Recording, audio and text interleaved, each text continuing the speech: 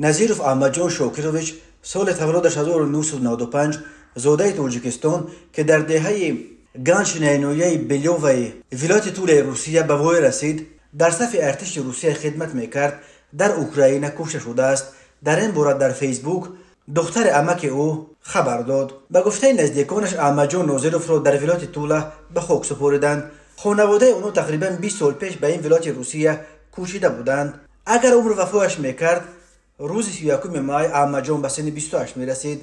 مرکز میراتوریتس یک پایگاه اوکراینی که اعمال نیروهای روسیه را در قلمرو اوکراین ثبت و اشتراکیان این جنگ را نام به نام روی خط میکند نوشته است که نظیروف احمدجان سال تولدش 1995 در صف بتالیون چچنها یا قادروفها می جنگید و با این نام و این به نام قادروفها در جنایت‌های جنگی دست دارند.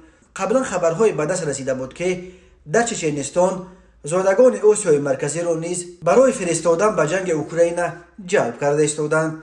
اما نزدیکان احمدجان روز 8 می سال 2023 در صحبت به پایگاه خبری بامداد ادعای در صف بتالیون چچنها جنگیدن او را رد کردند و گفتند که او در صف ارتش روسیه خدمت میکرد نه در بتالیون احمد. از اول جنگ روسیه به ضد اوکراین درباره هلاکت 10 تن از زادگان تاجیکستان خبرها به دست رسیدند. قریب همه آنها از طرف روسیه می جنگیدند. از جمله تقریبا 30 تن آنها محبوسانی بودند که از محبس‌های روسیه با وعده عفو و آزادی زود به اوکراین برده شدند. همین طور بسیاری از زادگان تاجیکستان که شهروندی روسیه را به دست آوردند در صورت دعوت شدنشان به خدمت حربی می توانند به اوکراین فرستاده شوند. همچنین در سراسر روسیه با وعده معاش بلند و زودتر گرفتن شهروندی این کشور مهاجران تاجیک را تشویق میکنند که برای خدمت حربی قرارداد ببندند.